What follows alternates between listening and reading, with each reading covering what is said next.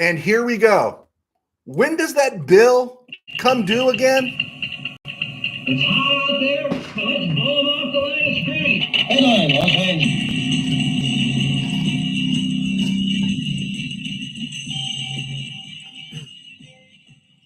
Live from the RamCave, I'm Joe Terosian, and this is RamView, the December 30th, 2024 edition, brought to you by Kistler Law Firm. Injured in an auto accident, need help, got questions?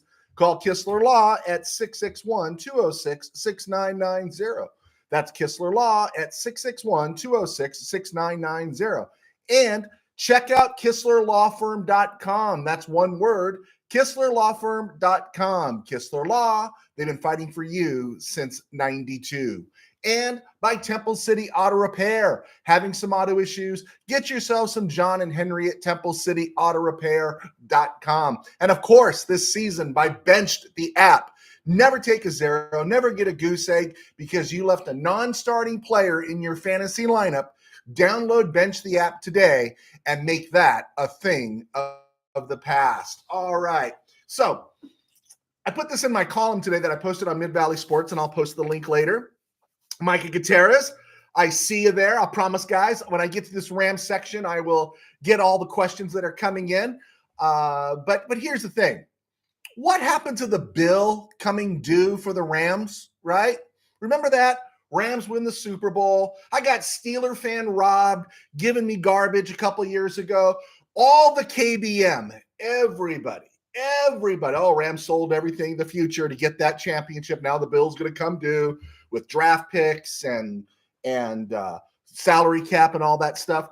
But these last two seasons the experts said would be rebuilding years, the Rams have won 10 games and made the playoffs both times.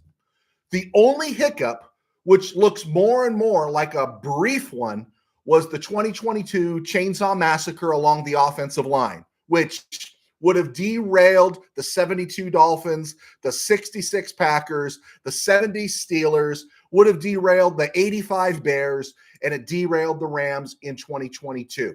Look at this, too. In 2021, the Rams ended up, right after that season, they said goodbye to Robert Woods, Andrew Whitworth. A year later, it was Jalen Ramsey. They ended up losing their starting right guard, Austin Corbett. OBJ never played another snap for the Rams. The season after that, Leonard Floyd was gone. Nick Scott, who developed really well for the Rams, they didn't re-sign him. Safety, he's gone. Taylor Rapp's gone. Van Jefferson's gone. Aaron Donald retired after last year.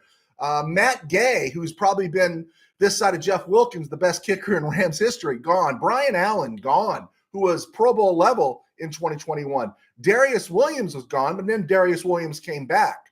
And added to this mix, after all those guys went, Darius Williams, Kevin Dotson, Omar Spates, Cam Kitchens, Quentin Lake, Byron Young, Braden Fisk, Jared First, Kyron Williams, Kobe Turner, Steve Avila, and some dude named Puma Nakua. I saw someone call him Puma.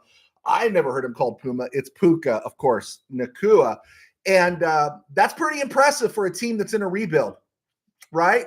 And, something else to think about with these Rams. And I brought it up before, and I'm not guaranteeing anything right now, all right? I'm not doing any kind of predictions or anything, but there's an interesting pattern here. 2017, out of the blue, McVay comes in and the Rams go to the playoffs. 2018, the Rams go to the Super Bowl. 2019, there's a lot of injuries and a lot of uncertainty on that offensive line, and the Rams miss the playoffs. They win 9 games. 2020, they go back to the playoffs. 2021, they go back to the Super Bowl. 2022, the 2022 Chainsaw Massacre destroys the offensive line. They miss the playoffs. Last year, they weren't supposed to go. They were supposed to only win, 4.5 games last year? They won 10.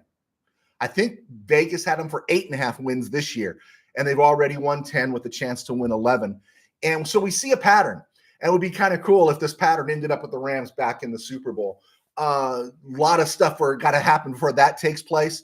So I wanted to get this positive stuff out of the way. Golden era for Rams football. I would have said the 70s growing up, but there weren't any Super Bowl appearances, and there were too many heartbreaking losses.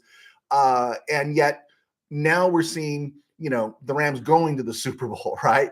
We're seeing amazing things. We're seeing consistency at quarterback. We're seeing high-level coaching. We're seeing great GMing. So I wanted to get that positive stuff out of the way. All right, so we got the positive stuff out of the way. Okay, number one, going back, as Michael Gutierrez said, about Saturday night. I'm really glad because it would have made Sunday really difficult for me in the pulpit. I really had to do some hard thinking to get all that stuff out of my mind if that things had gone south on Saturday, and they came pretty close. Okay, Rams have won 10 games. Rams have won 10 games this year, 8 of them by one score. But I got to tell you this, in 10 wins, I've only enjoyed one of those wins. Only one. And that was the Buffalo game, because that came out of left field that no one expected the Rams to win. In fact, I will say this, of all the successful seasons under McVay, even Chuck Knox, even that 79 run with Ray Malavasi, this has probably been the least enjoyable season in my memory as a Ram fan. It really has been, because they've been so hard to peg. Again, there's that sliding scale. Who's their opponent? If they play the Saints, they play like the Saints. If they play the Bills, they play good enough to beat the Bills. They played the 49ers early in the season when everything was optimistic for Frisco. They rise to the occasion and they beat the 49ers, right? Then they lose to the Bears. So much stuff there with the Rams. There was nothing to enjoy about this season. And about the only thing I have enjoyed was the Buffalo win, because, again, it was something that was unexpected. The Rams did beat the Cardinals. And I think I'll say it. I said Rams, I think 34-17, 34-14. But I said, and that was my prediction. So I was wrong. Okay. But I said I wouldn't be surprised if it ended up 19-10 Rams. And of course, it was 13-9. It was much worse than that. So the Rams beat the Cardinals. But the part that bugged me was they hardly humiliated the team that humiliated them in week 2. And they probably should have lost. And that really bugged me. But again, this is what they've done all season, rise and fall to the level of their opponent. And that one ticked me off. That one really ticked me off. So the Rams on defense, let's look at the good part, only gave up 9 points. After giving up 42 to the Bills, the Rams in their last 3 games have given up just 24 points. They sacked Kyler Murray 4 times. They only sacked him once in the first game. There were none of those missed sacks and everything that happened in week 2. But here's the thing. They got continually torched by an offensive line, missing its starting tackles, and a banged-up Evan Brown at left guard, and with a 4th-string running back. Very frustrating to see. Very frustrating to see. Speaking of the Rams defense, Rams only have given up more than 30 points 3 times this year. 41 in that injury-riddled trap game to the Cardinals in week 2. Okay, we'll understand that one. The 37-point butt-kicking by Philly that got out of hand. Totally agree. And then the 42 they gave up in the 44-42 victory over Josh Allen and whoever he plays with, right? That's the only time the Rams have given up more than 30 points this year. Against possible playoff opponents, they gave up 26 to the Lions. That was 20 in regulation. They gave up 24 to the Packers when the Rams were banged up. And we were still, Cam Kitchens had gotten benched. I think Trey White had gotten benched. That was when the defense was still lost on the back porch, right? We still had our young guys overrunning, missing tackles, missing opportunities for sacks. They gave up 24 to the Packers. And then that Thursday night game at home, they gave up 20 to the Vikings. So the Rams, with teams that are looking like they're in front of them, with the exception of Philly, the Rams played with all of them this year because of their defense. Something to think about. And remember what everyone was saying about Chris Shula. Oh, maybe we made a mistake. Maybe, shouldn't have given the job to a friend. Yeah. Anyway, the Rams on Saturday night were brutalized in time of possession, but continue to make plays in the red zone. They ran 3 offensive plays in the third quarter. 3, right? One thing I would like to say in terms of red zone, they had that 4th down stop early on where James Conner got popped, and I was really frustrated with a number of things from NFL Network, but I didn't get to see a replay of that 4th down stop on Conner in the red zone. And yeah, it's like, clean up your act a little, right? And regain my respect. Do something here. 5, Matthew Stafford was off throwing the ball. I'm the first one to be absolutely pro Stafford. I'm highly pro Stafford. But I will say Matthew Stafford was off throwing the ball, and the fortuitous nature of the universe allowed those balls to go through the hands of those Cardinal defensive backs, or they just dropped them. But I will say this in Stafford's defense, and this is what you love about Stafford. This is what you used to love about when they had starting pitchers in Major League Baseball, right? Not just guys that went out and threw the first 4 innings, but what you loved about baseball and what baseball is lost because they let the nerds into the room or gave them full control. The nerds can be in the room. But what you loved about someone like Fernando is when Fernando didn't have his best stuff, it was fun to see him work through it, and where he'd get rocked a little bit in the first 2 or 3 innings. But if you didn't get him out of the game by the 4th, he was going to find himself and dominate, retire the last 15 batters that he sees. That happened all the time. Stafford was off throwing the ball. He really was. He was off throwing the ball.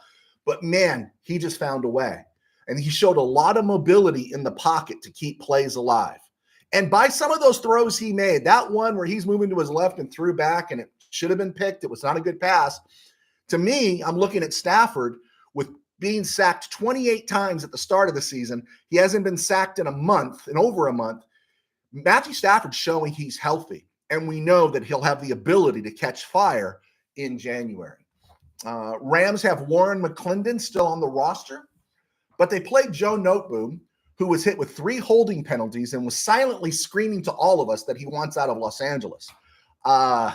It's so funny is that you've seen some of the numbers PFF gives these Ram players sometimes on the offensive line, and you're like, well, how did you give up that, right? Joe Noteboom gives up 3 holding penalties, and you're waiting for a PFF to grade him like Logan Bruss or something, and they actually put him above average. Maybe because he hasn't played for a while, hasn't taken a snap since week 1 or week 2. I don't know what it is, but old Joe, man, they're going to lower the boom on Note this offseason, I have to believe. I'd like to see Warren McClendon get some snaps, bring him up to speed, and I'd like to see Jonah Jackson get some snaps this week. Puka Nacua looks great. But what I'm loving about this Puka Nacua talk is you're hearing the KBM all say, man, the Rams are just too Nacua dependent. And it's like, bro, were you watching Cooper Kupp between 2020 and 2022? Every throw the Rams had went to Cooper Kupp. We were talking about this 4 years ago. There's just times it happens in the offense where the guy that's hot is the guy that's hot. And only thing I worry about Nacua is just the hits he takes. That's it. And finally, it seems like catching up with RamView and some of the other good podcasters out there, the good ones, they're finally noticing Cooper Kupp looks worn out. We've been talking about that for a month and a half. And likely in the first half of Saturday's game when he made that catch, did you see when he went down? He really looked like he slammed his head. To me, I thought he might have been concussed after hitting the ground in the first half. And I do dismiss these comments about Kupp, that he's depressed about being mentioned in trade rumors. This dude's a professional who I don't think is healthy. And that was a bad drop he had against the Cardinals. But Cooper Kupp, given his background and where he came from, the dude's not a sulker, okay? The dude's not a sulker. He's not an oh, woe is me guy. If there's any oh, woe is me to Cooper's Kupp, maybe it might be he knows he's on the downside. And we've seen him slow down. I'm hopefully he's just banged up. And if there's one player I don't want to see take a snap next week against Seattle, no matter what we talk about here, I don't want to see Cooper Kupp take a snap. Trying to remember what I saw last, a Matthew Stafford sack or a Demarcus Robinson catch, right? Dude's kind of vanished. The offensive line for the 4th straight week did not allow a sack. But oddly enough, as good as this offensive line played, oddly enough, they could not get a push against one of the worst defensive lines in football. Now, I know Kyron Williams only had 13 carries. I know the Rams had that total bend but don't break thing going on. And but still, they couldn't get a push against one of the worst defensive lines in football. That one was bugging me. Okay, side note tangent here. I think the NFL Network needs to invest in legitimate play-by-play guys. Rich Eisen is nails down a chalkboard bad as a play-by-play call, right? He is brutal. He is absolutely brutal. And I'm sure he probably has it in his contract that he gets to do these games, but he's one of those, take him away, right? Take him away.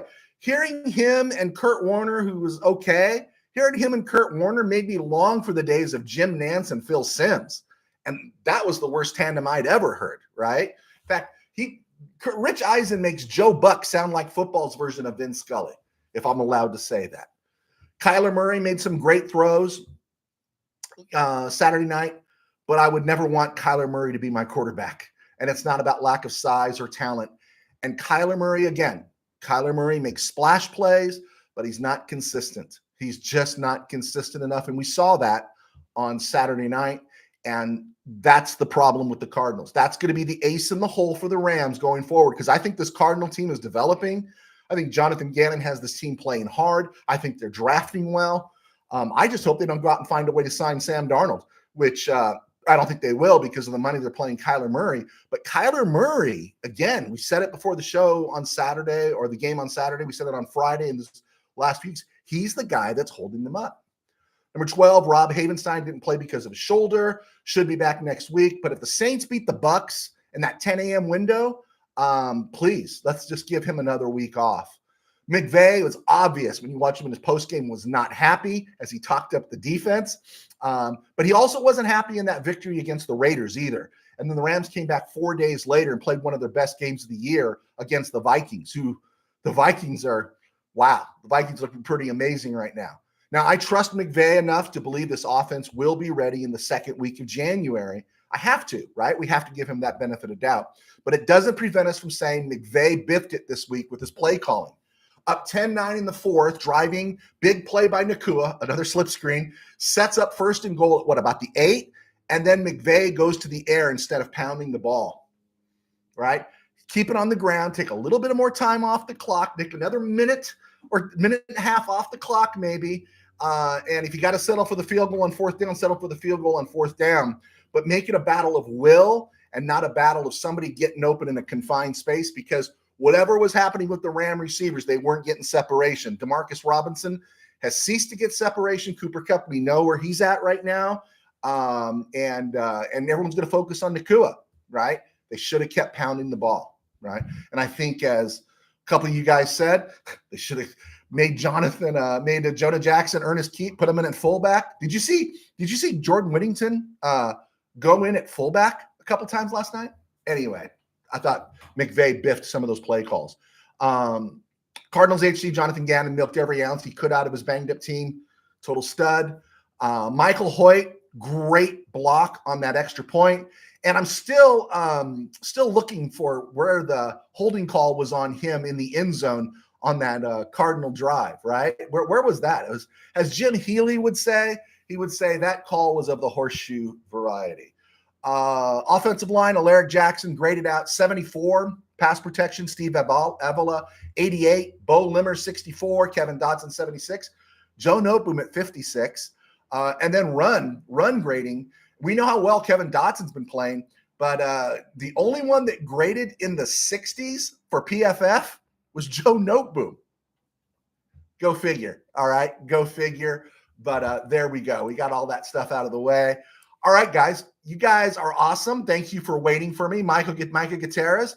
I was on the road. I was up in Arroyo Grande, which is up 3 hours north of where I live here in the home of the Camellias. I was looking at a campground for winter camp and summer for some students. And so the game was played. I was listening to podcasts and different things on the way home. So I didn't finish watching the Ram game till 11 o'clock. And then I look at my phone, which I ignored all day, and everything was loaded up, wondering if I was still breathing yet. I was dying. There we go. Tommy Huxley, the 10th win doesn't count. Backups playing. Stop it, Joe. Laugh out loud. Hey, man, when you beat the 49ers in Levi, and their quarterback in that game last year was Sam Darnold. It counts, buddy. Tim Burns, Fisk, 2 sacks, and a stuff on 4th and 1 was nice. Was he the one that got the stop on James Conner? Because I sure didn't see it, thanks to NFL Network. Tim Byrne, what is the 9 targets in 3 games for Kupp? Kupp's not healthy. Kupp's banged up. Kupp's showing his age. I refuse to believe he's sulking. Steve Ramirez, This era is at least equal for the Rams to 1945 and 55, when the Rams went to 5 title games, winning 2. All right, I'll buy that. There was just so much transition with those head coaches then and everything, but I'll dance with some of that, Steve. A lot of heartbreak in those years. Smaller sample size in terms of league size, 12 teams. Anyway, I'm with you on that one, Steve. Tim Burns. Stafford looks like he's showing his age. Too many ducks in the last 5 games. Lose that pass to the flat. Everyone is jumping it now. Yeah, they got to be a little more discriminatory on throwing that slip screen, inside screen, flat, whatever you want to call it, to Nakua. But I don't think he's showing his age because he's moving real fine. His timing is off. And I know we have high standards. Stafford's created high standards, and we've gotten to see great Stafford. So when he throws a pass to somebody that's not hitting them in stride or off target or a little bit behind, our first instinct is it's somebody else's fault. But that was him. That was him on Saturday night. But I don't think he's showing age. Micah Gutierrez, very happy with the playoff berth. I am rooting for a Rams versus Lions rematch at SoFi. I am rooting for anything. We got to talk about 3rd seed, 4th seed. But, based on my book, Game Day in the RamCave, I'm kind of rooting for a Ram-Packer playoff game just to help promote book sales just a little bit. Anyway, there you go. Tommy Huxley, Stafford played well enough to win. Yes. G's nuts, ugly win. Yes. I don't want to say it was bad, but it had a strange resemblance to a cat named Frankenstein. It was an ugly win. Tim Burns, Hoyt had his 3rd block. He is nice. Undrafted, free agent, out of Brown, who could play with his hand in the dirt, rush the quarterback on the edge. Love Michael Hoyt, right? Love Michael Hoyt. Tommy Huxley, night, Geno Smith. Yeah. Remember, I think he proclaimed himself the best quarterback in the NFC West. Hey, we can only hope Seattle brings him back, right? Then they go, you know what? We're almost there with Geno, right? They could convince themselves they got a shot of going to the Super Bowl with Geno Smith, like the Rams did in the late 70s, that, hey, man, Pat Hayden's the guy. That would be great. Stafford is struggling missing too many open players. He is. He was off. He was literally off on Saturday night. Micah Gutierrez. The crowd was great. 95% Ram fans, 4% Cardinal fans, 1% neutral. That's right, Micah. You were there. I want to ask you about your proselytization of turning these people into Ram fans. But how does it feel to be the Cardinals today, knowing that you're the only team in the NFL that doesn't have home field advantage at SoFi, right? Every team, except the Rams up until Saturday night, had home field advantage at SoFi. And then the Rams had home field advantage at SoFi. And the Cardinals are the only team in the NFL that when it goes to Inglewood doesn't have a home field advantage. That's pretty interesting. Geez nuts. Our defense is the reason we are in the playoffs. Weird to say, but reminds me of the old days back in the 70s. There is something to that. I'd like, it's hard to compare. I have this image, and of course I was young. There was more physicality. That's just my image in my head, and so I'm not disagreeing with you, G's nuts. My one struggle with the Rams defense is, and it's working, but these last 2 weeks, this whole bend, don't break, and then wait for someone to make a play. And I remember talking about this in 2022, just being so furious at the soft press. The Rams are just giving up everything in front of them. Now they're playing more press. They're playing a little tighter these days. But in 2022, they were so bad. And it was always like, hey, let's let everyone get inside the red zone, and then Jalen Ramsey or Aaron Donald's going to make a play. And it's becoming like that, right? Spates or Fisk, they're going to fill the hole on a 4th down run. Akila Witherspoon's going to make a play. Cam Kitchens is going to make a play. Someone's going to make a play. And it's nerve-wracking, right? It's just nerve-wracking. And I'm thinking the way they just dominated in terms of between the 20s, the Cardinals, that created anxiousness in McVay, thinking, in his play calling, that it probably took him out of what he wanted to do, and he had some more urgency. And I get it. But yeah, hey, the defense is playing well. On an A. We live, Pastor Joe. Yes, let's give God the glory for our well-earned division championship. A division championship. Isn't that awesome? Remember the bill was supposed to come due? I'm waiting for the bill to come due. Let's see here. Geez nuts. Except I'll take the 70s defensive team we had any day. Larry Brooks, Merlin Olsen, Jack Youngblood, Fred Dreyer, not bad. Jack Reynolds in the middle stuffing, Isaiah Robinson, Jim Youngblood, Ken Geddes for a while, Brzezinski for a while. Yeah, not too bad. Not too bad. And Perry and Thomas at the corners. Oh, yeah, and Elmendorf and Cromwell and Bill Simpson, those guys at safety. Yeah, not too bad. Not too bad. Tommy Huxley, LA's second youngest team in the league. Is it the Packers that are the first, Tommy? I think it is the Packers that are the first. And I think that is the team, even though I know I want it for book sales. I want it to be the Packers. But I think the Packers are the team that's most vulnerable right now. I think Washington is sky high. They don't know what they don't know. I think the Packers have kind of come back to earth. They're very mortal right now. I'd like to get the Vikings or Lions one after they play week 18 and demolish each other, and then have to play another game against other opponents in the playoffs before we get them maybe in round 2, right? I think the Packers are the most vulnerable right now. And like you said, I assume the youngest. Tim Burns, I set you our rookie stats: 299 tackles, 13 sacks, 8 interceptions, 5 forced fumbles, 4 fumble recoveries, all by rookies. We talked about a year and a half ago, well, when Brad Holmes left, and everyone said he played a huge part in the scouting and the development and everything. And it would be interesting to see how the Rams did after Brad Holmes left and went to Detroit. He's been super successful at Detroit, and the Rams, obviously, by your notes there, Mr. Burns, I read those. He's been super. Snead and McVay have been super successful at nailing these guys. Yeah. Let's see. Now that a season is over, in one sense, if the Seattle game's up for grabs, how about getting Emmanuel Forbes some snaps? We'd like to see that. Micah Gutierrez, I think Stafford was off mainly because Noteboom was starting. I kept my eye on the O-line all game, and he missed multiple key blocks. Yeah, I saw that too. It looked like they did some swim moves on him, and maybe again it's the rust of not playing for 3 months. I don't know, but it was not good. It was not good. Let's see. Neil Gonzalez, thank you, Neil, for clicking on. Hi, Joe. What team would you want to play against in the first round? I'd like to face the Washington Commanders. I think the Commanders, I think we just talked about that. I think the Commanders are on a high. I think I want the Packers, and not just to help my book sales, but I think I want the Packers right now. They're looking a little more mortal at this moment. I think, I'm not gonna to turn my nose up against the Taxkins, but I think I'd like the Packers right now. Let's see here. Let's see. Boom. Geez nuts. Yep. Noteboom was crappy for sure. There you go. Onene, our rookies soon to be champions this year. Hey, man, preach it. You and Willie Bowen are the most optimistic guys out there. Tim Burns, Cardi, 53-yard field goal, would have went 61 easily. Have faith. I like this guy. I feel when we need a kick, he makes the kick, right? When we need a kick, he makes the kick. Tim Burns, PFF can bite me. Another sackless game, even if Matthew ran for his life. There you go.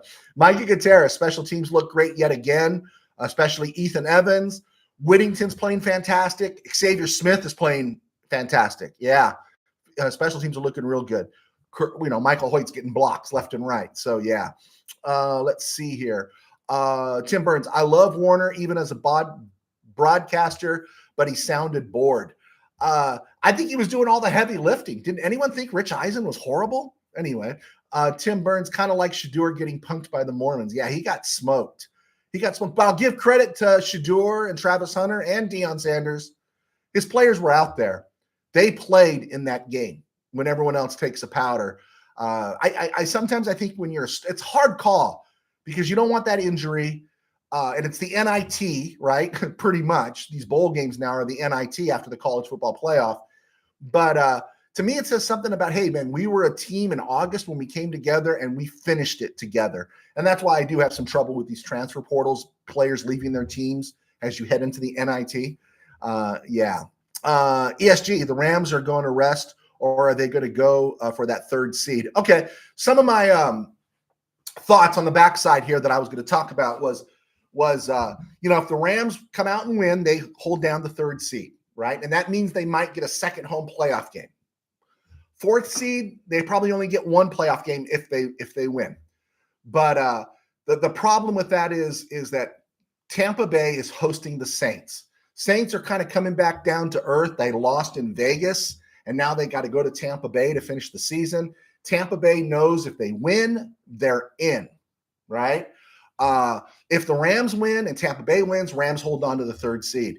Rams lose, Tampa Bay wins, we know where we're at. And so, fortunately, that first game, Tampa and New Orleans, is in the 10 a.m. window, and the Rams play in the afternoon. My feeling would be is that get everyone geared to play, because I kind of want the 3rd seed. Get everyone geared to play, and if the Saints pull an upset, then you know what? Let's go Jimmy Garoppolo passing the ball to Tyler Johnson, Ronnie Rivers getting 15 carries. Let's get Justin Dietrich back in the game. Let's get Jonah Jackson into the game, and let's do those things, right? Let's get Emmanuel Forbes some snaps. But I was thinking I'd like the 3rd seed. That's what I'm thinking. Let's see. Tim Burns, non-NFL take. Thank you, Sacramento Kings, for getting punked by the Lakers 3 times in 9 days. Yeah, it's going south there in Sacramento. It really is. Now I heard Darren Fox might be on the block after they fired Mike Brown. That's the story of Sacramento, right? And then it dies, right? That's got to be heartbreaking for those King fans up there. Manny Correa, haven't talked to you for a while. Thanks for coming in, Manny. Geez nuts. I get the field position game is needed, but McVay needs to be less conservative at times. I think we had at least 2 opportunities to go for it on 4th down. Yeah, I saw that, and I was thinking the same thing. My feeling was he was on the wrong side of the 50, and so he just wasn't going to chance it. And I think that was his testimony to Chris Shula. He was thinking Chris Shula is going to get me the ball back at some point. And I was kind of thinking the same thing too there a little bit, G's nuts. Manny Correa says, hi to Tim. Tim Burns, so do we play for the win, sending our starters, or tank the starters? Again, you wait for the outcome of the Tampa Bay. I prepare like I always prepare, and then you wait and see what happens to Tampa Bay and New Orleans, right? But I'd want the 3rd seed. Onene, even though we don't need the Niners to win tonight, I believe the Niners are going to beat the Lions tonight. Lions still have a lot to play for. They still have a lot to play for because they're headed for a showdown with the Vikings next week. So I got to think the Lions are going to come out to play. And no score update, guys. I'm recording. Tim Burns, I hear San Francisco Steeler fan Rob crying from here. We have the same record now, 10-6. Well, there's 10-6 with a bullet and 10-6 on your way down. And they got the Bengals this week. And I know they're in the playoffs, but the Bengals are dangerous. They're like a live rattlesnake, right? 100 ways to kill them, but they could still bite you once and kill you.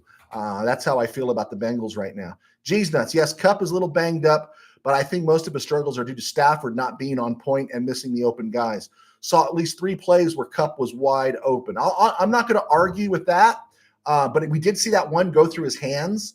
So I think there's a little bit of both there. Steve Ramirez, can we just say win, baby? Let's just win. Take care of business. I don't want to see anyone get hurt, but yeah. Neil Gonzalez, I noticed Cooper didn't play in the 4th quarter. Oh, you know what? I did not notice that.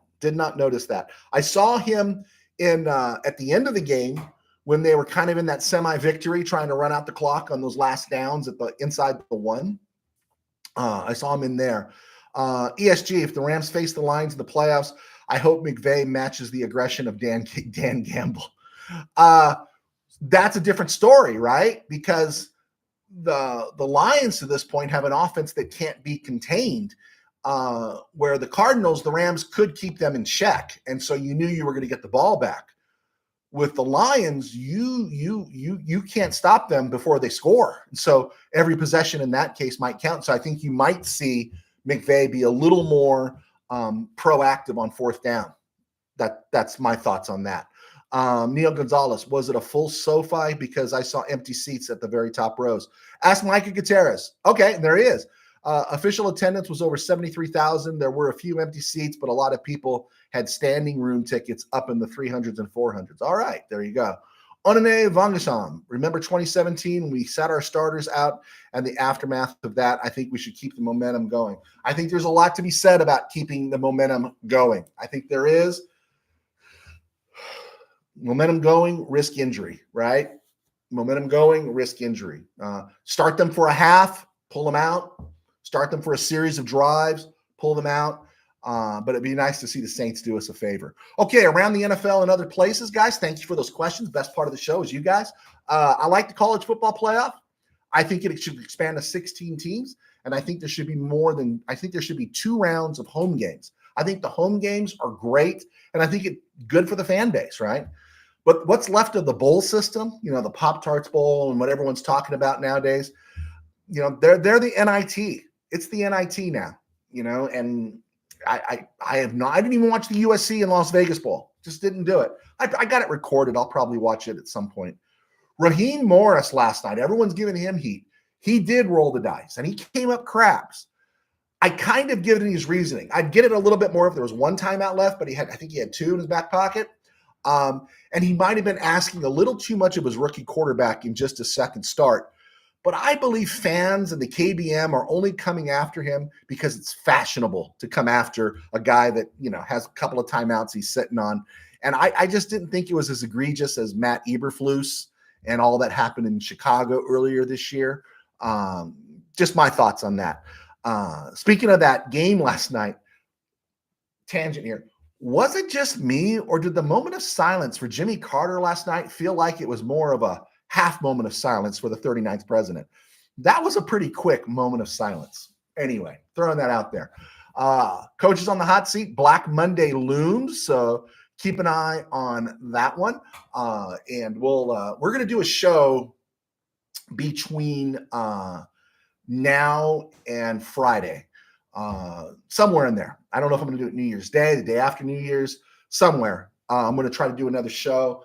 I know you guys are going to be busy, but I don't like going 3 days without doing a show, unless it's the weekend or something, because I feel like I'm playing catch up. We know that the score here, Eagles are 13-3, Lions are 13-2, Vikings are 14-2. So the Lions are motivated to win tonight.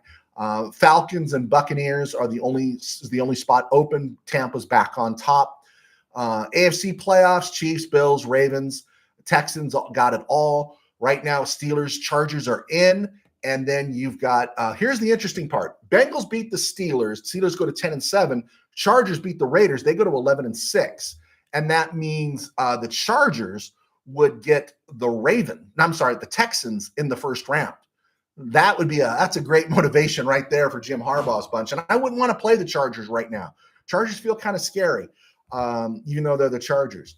And then looking at the bottom half of the AFC playoff picture, Broncos beat the Chiefs, they're in. Broncos lose, Miami wins, and the Dolphins are in. Denver and Miami lose, and Cincy beats the Steelers, then Cincy is in. There you go. My name is Joe Chirozzi. I'm a sports writer for 21 years. Now I do RamView, thanks to you guys, and Kistler Law. Kistler Law, they've been fighting for you since 92. They're one of our great sponsors. Also, you guys support us by buying my books. My books are on Amazon, and you can check them out there. Thank you for your support. I had some overseas purchases recently, and I got an idea of where those came from. So I really, really do thank you for your support. And we don't have a paywall. We don't have a Patreon account. So it helps support me in my day job. I pastor a small church in Burbank Faith Nazarene, Burbank Faith Virtual, and burbankfaithvirtual.com, and all those places around social media. And my books, like I'm always holding up my books. This is one of the original copies of my book, The Dead Bug Tales. Think Meatballs Goes to Christian Camp. And it's kind of a sprawling read. It's a fast read. It looks like it's really long, a lot of pages, but it flows really fast. I got some pretty good reviews on that one. And of course, we got this one, Tangent Dreams, my number one.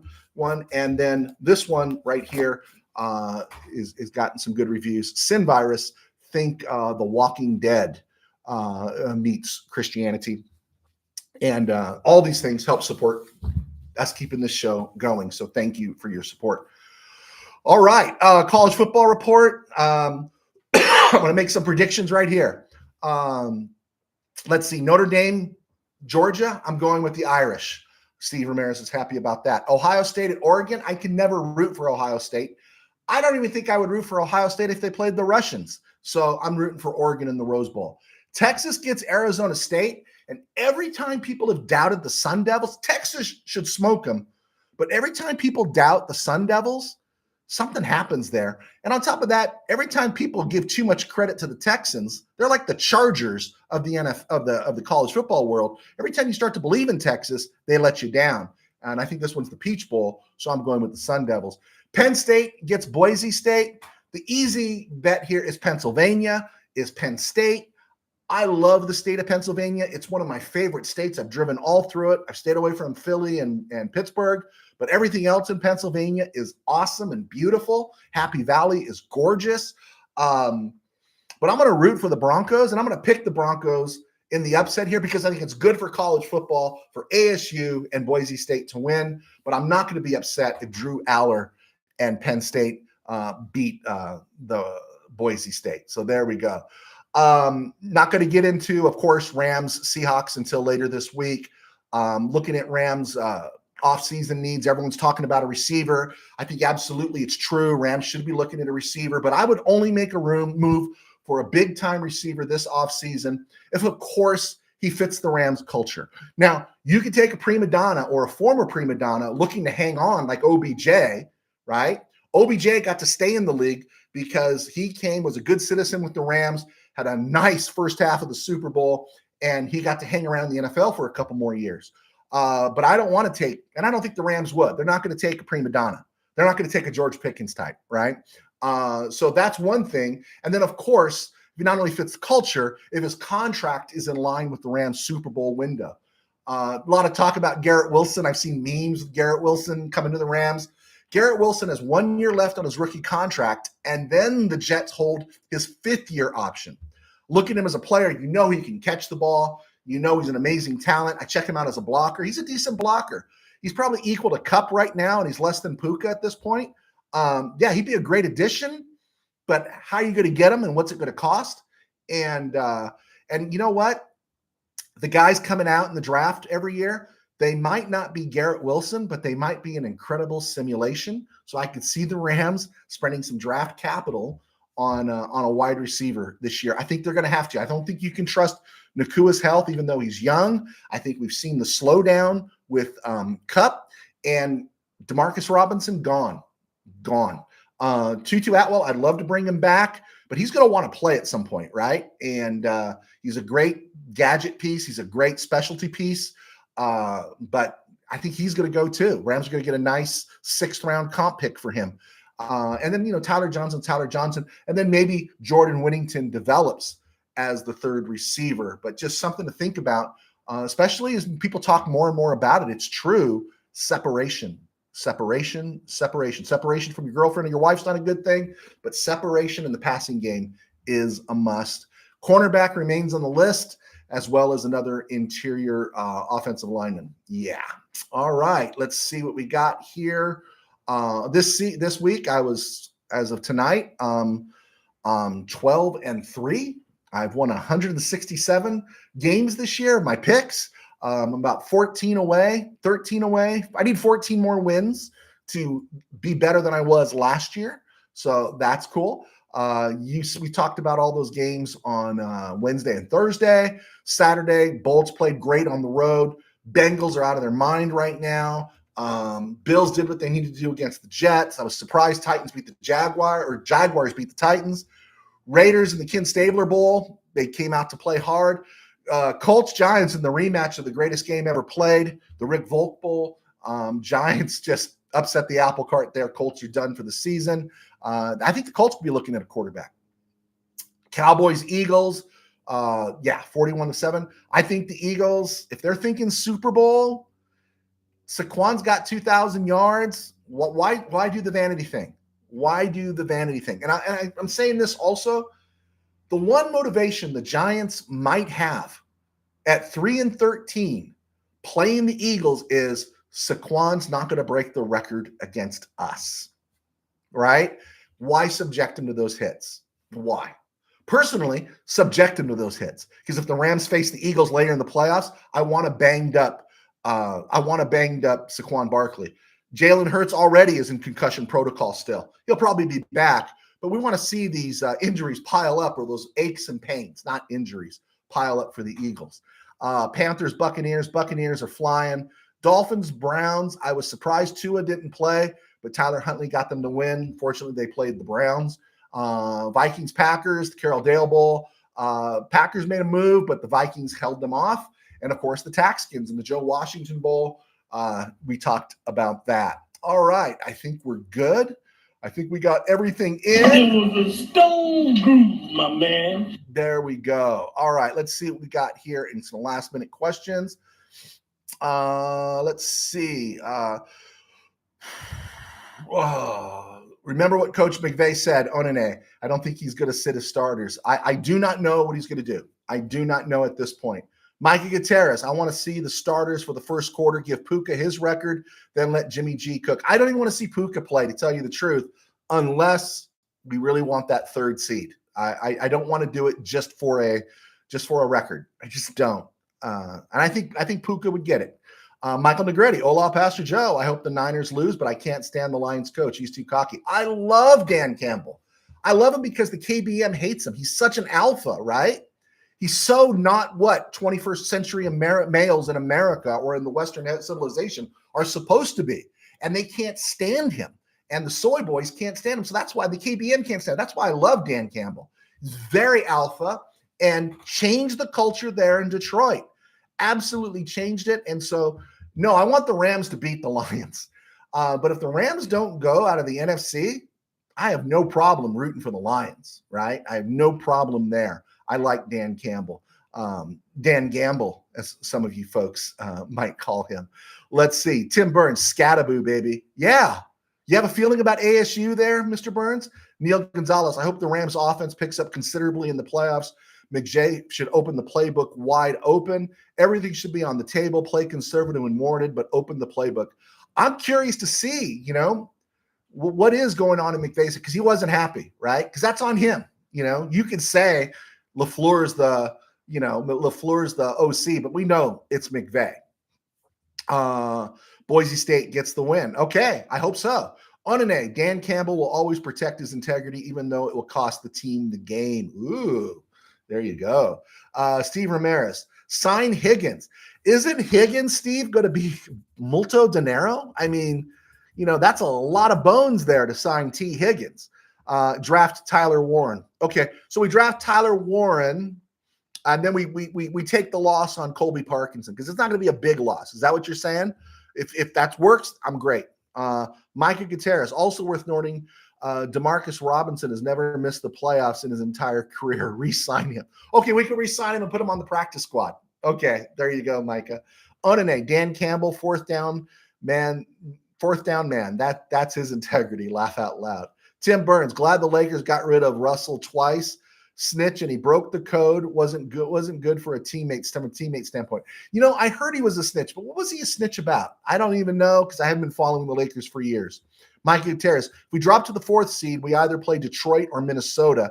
If we hold on to the third, we face either Green Bay or Washington. And that's what I'd like. I'd like Green Bay or Washington. The book writer inside of me wants Green Bay to gin up sales. Maybe you guys can help me with that. That would be great. But I don't want to see Minnesota and Detroit. I want to see Minnesota and Detroit after week 18. I want to see them. Well, the winner of that game is going to get a bye, but I want to see the other team get a little more tread on their tires, a little more worn down before facing the Rams. Steve Ramirez, I think Texas wins big. ASU runs into Texas strength, physical DBs. I'm not arguing with you. Every time you see Texas play, though, every time you start to believe in Texas, Steve, I want to believe in Texas. I'm not a huge ASU fan. I just don't have faith in Texas. It's like the Chargers. It's like, you see good players, you see a good team, and just when you start saying, no, that's a good team, they let you down. They go to Arizona and they lose, right? And so, yeah, I just have a hard time believing in Texas. Tim Burns. Russell told on his teammate who hooked up with the girl other than, okay, he broke the bro code. Bro code was breached. All right. So he pulled a Landsberger. If you look back at the Showtime book that Perlman put out on the 80s Lakers, they talked about how all the Laker players were cheating on their wives and Landsberger let it slip. Yeah, I think so. All right, let's roll down into on this date in Rams history. On this date in Rams history, December 30th, 1970, the Rams fired George Allen for the second time. And he had been fired first. Players revolted. They brought him back. After the 70 season, Rams missed the playoffs. Dan Reeves fired him again. Ultimately, George Allen would be hired and fired 3 times each by the Rams. He no one knows that it's hidden history. He's the Billy Martin of the Rams. Just interesting thing to think about. Born on this day in 1992, Carson Wentz turns 32 today, and likely, I think, will play this Sunday against Denver. I read somewhere where the Chiefs are going to bench some starters. And of course, on this day in 1979, from me to Steve, we do remember it's the Billy Waddy game. Rams win in Dallas 21-19. Bud Carson, 7 defensive backs, shuts down Roger Staubach at the end of his career. All the stuff that Staubach did to the Rams all those years, his career ended in his butt at Irving Stadium there. And the Rams beat the Cowboys 21-19 on the road, then went to Tampa Bay, won 9-0, and went to the Super Bowl where they should have won Super Bowl 14. Just, yeah, my heart. Bad day in Ram history in 2000. They lost a wild card game to the New Orleans Saints in New Orleans, 31-28. Kurt Warner got intercepted late in that game that iced it for the Rams in the red zone, I believe. Keep going, moving along here.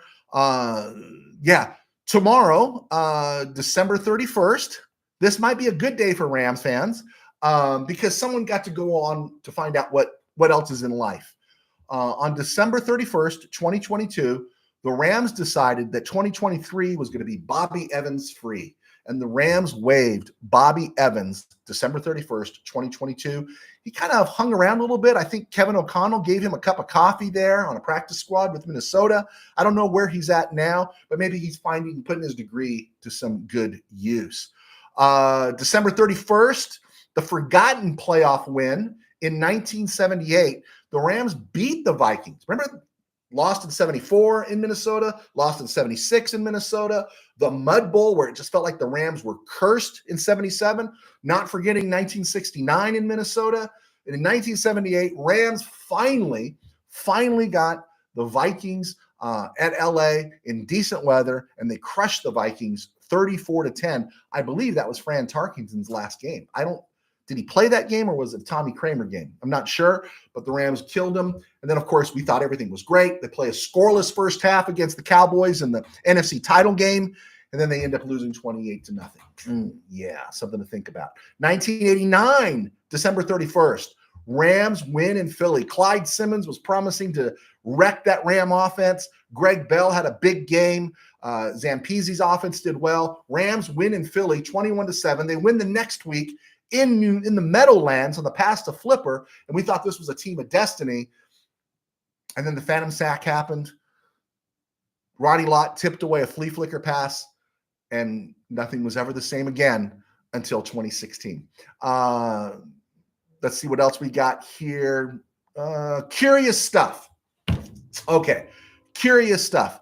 I believe in 1945, or did I get that in there before? I'll let Steve correct me. I had talked about this, that each time the Rams won a title, they either broke open a tie game or they went ahead in the fourth quarter on a touchdown pass. And I went back and I looked it up. Title game versus the Redskins in 45. Rams were trailing 7-2 in the second quarter. And Bob Waterfield hit Jim Benton. He was the 1940s version of Cooper Kupp on a 37-yard touchdown pass to put the Rams ahead 9-7. They never trailed again, and they won their first NFL title in 1945, 15-14. In the title game in 1951, the game is tied 17-17. Tom Fears catches a 73-yard touchdown pass from Norm Van Brocklin in the fourth quarter, and the Rams win 24-17. 1999 title game, Super Bowl versus the Titans. Game is tied 16-16. Isaac Bruce catches a 73-yard touchdown pass from Kurt Warner And that turns out to be the game winner, 23-16. Title game, Bengals versus the Rams. Rams trailing late in the fourth quarter. Cooper Kupp catches a 1-yard touchdown pass from Matthew Stafford. Interesting thing here, Waterfield, Van Brocklin, Warner, all Hall of Famers. Stafford will be a Hall of Fame quarterback. But who makes the catch this year in the Super Bowl, in the Rams' next Super Bowl win? Money would be on Puka Nacua. All right, I love talking about that stuff. Got that in there. Sorry to bore you with that, but that's what I love. Steve Ramirez, Rams could be a trap game for the Vikes-Lions loser, especially if it's a heartbreaking loss. You think so? You think so? Hey, as long as the Rams win, I'll dance, right? You know, of course, I'd like to sell a few more books and have the Rams beat the Packers, but yeah, I'll take whatever you say. We just want the Rams to win, right? ESG, yeah, I think McVay doesn't want to overwork Kyron like Shanahan did with CMC. That is what Corum and Ronnie Rivers are for, right? I agree. Let's see. Neil Gonzalez. Thanks, Pastor Joe. You're welcome there, sir. Micah Gutierrez. I agree with Steve. Give me an emotionally exhausted team off a loss versus a lower seeded team coming off a win. Are you thinking the Vikings are on fire right now, and if they beat the Lions had to come to SoFi. Do you think that team do you think the culture is not at a point where they could snap back? You know, would everything catch up where they just look at all the injuries and all that kind of stuff and melt? I don't know. I don't know. That would be interesting to see. Let's see. Steve Ramirez, Rams' first playoff win over the Vikings.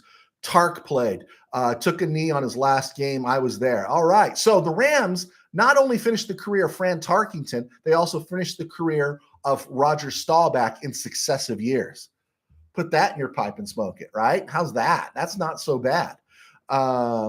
Tim Burns, everyone get Joe's RamCave book. It's good juju. My Jameis juju is undefeated. Preach, Tim Burns. There you go. All right. Gosh, man, that was a fast hour. Hey, guys, thank you so much. Please hit like and subscribe. I never say that at the top of the show. I always remember it at the last minute. Check us out on Spotify. We're getting a few more hits, but we're not getting too many followers. Spotify's been a journey ever since the beginning. But we do appreciate that. I do appreciate you checking out the books. I appreciate Tim Burns pushing that. So let's go and enjoy the game. This is the last show of 2024. Thank you so much, because this thing has turned into something that I did not imagine it would be. Micah Gutierrez, I hope you recorded. Always record. God bless, guys. Take care.